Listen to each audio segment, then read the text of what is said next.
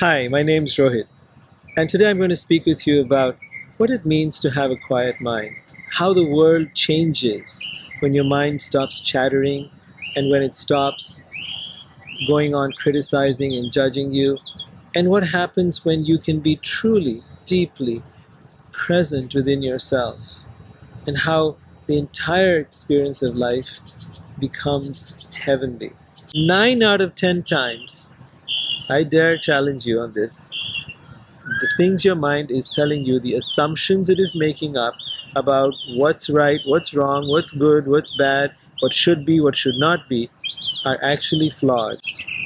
The more you can challenge your mind, the more you will become free of it. The more you are free of it, the more you will enjoy your life. I know this is possible for all of us. And if you'd like to know the first step to getting there, to me that would be to become a mind atheist, an unbeliever of your mind, a person who challenges everything their mind tells them. If you'd like to know more about that, stay on. I'll be back with you in just a moment.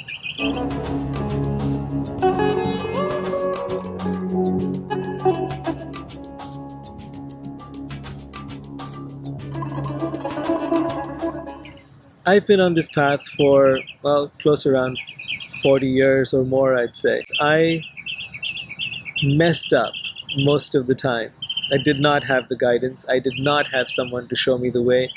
And I was trying to go between reading books and listening to gurus and having experiences.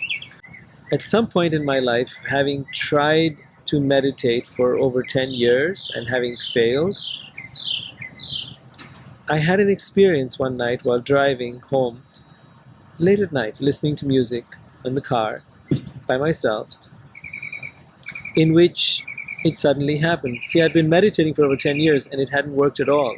I had found that the more I meditated, the harder I tried, the more my mind raced, and it just wouldn't shut up. It just was crazy.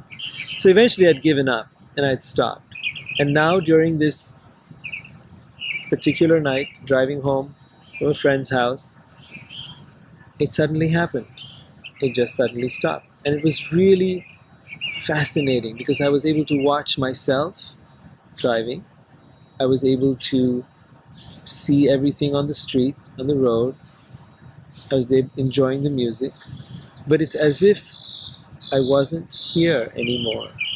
I was witnessing everything, and yet I wasn't engaged with it. I wasn't identified with it. I wasn't occupied by it. There was no processing taking place in my mind that said this is good or bad or should be this way or should not be that way.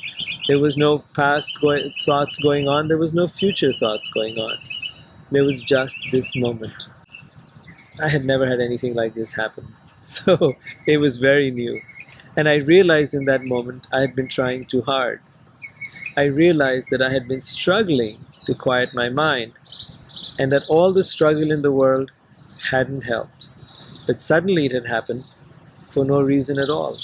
That it was easy, that it was effortless. And I began to try out that idea in the days ahead.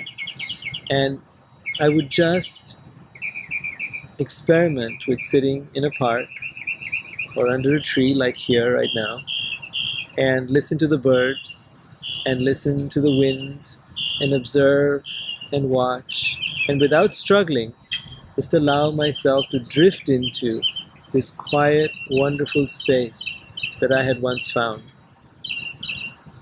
And it took a while of practicing, but gradually it became easier and easier and easier.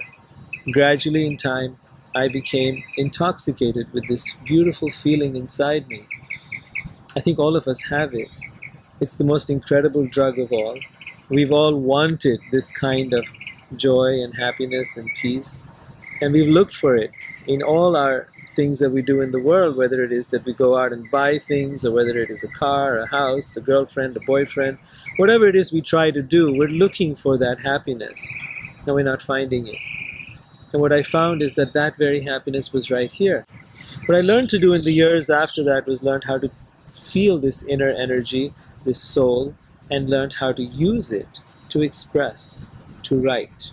to take photographs, to talk, to create all kinds of wonderful things, and to have wonderful conversations, to have wonderful realizations.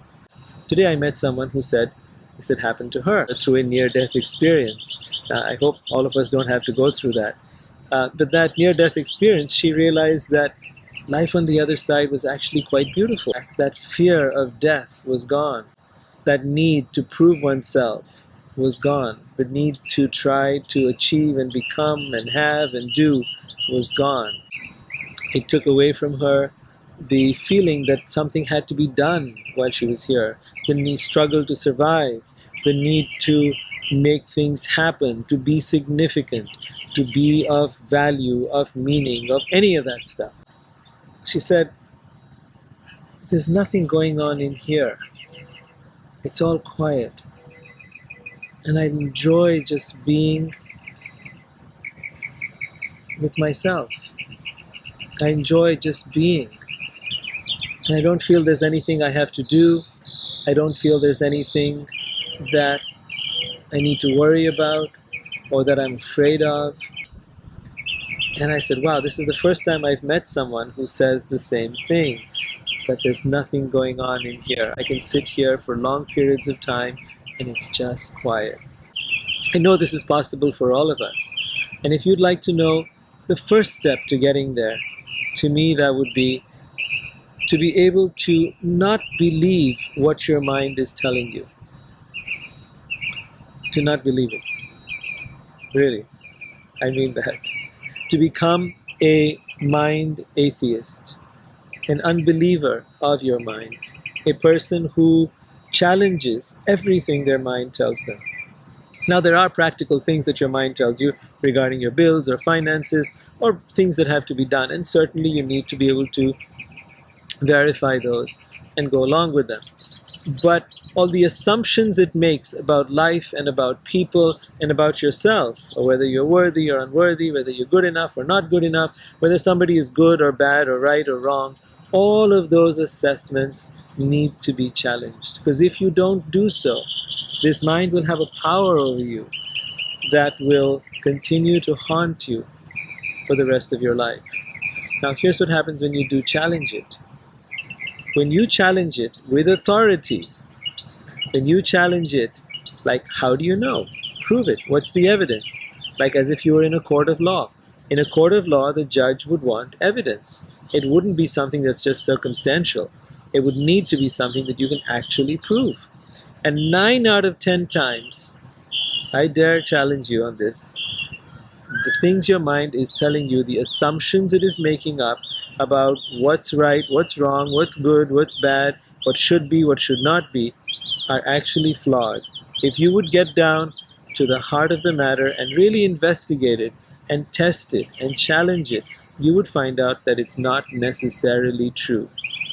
That there is reasonable doubt that things that you think so rigidly about to be true, whether that be science or religion, whether that be what should happen in a relationship or should not happen, whatever it is that you're trying to prove or feel right about or feel should be so, is invariably going to turn out to be false. The more you can challenge your mind, the more you will become free of it. The more you are free of it, the more you will enjoy your life.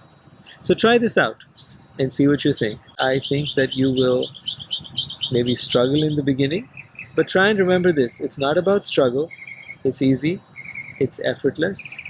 But you do need to exercise some level of authority over your mind by challenging it. Start here and tell me how it's going for you. Maybe write your comments, give me your feedback, tell me what you're struggling with, and from that I'll be able to create new videos to tell you more about what you can do to make it even easier and even better for you. I look forward to hearing from you in the comments, and if you haven't subscribed to the channel, please do so. I look forward to staying in touch with you and connected. Oh yeah, also click on the notification bell because that'll remind you when I post my next videos. I'll be posting them regularly, so keep looking out for more. See you soon. Bye.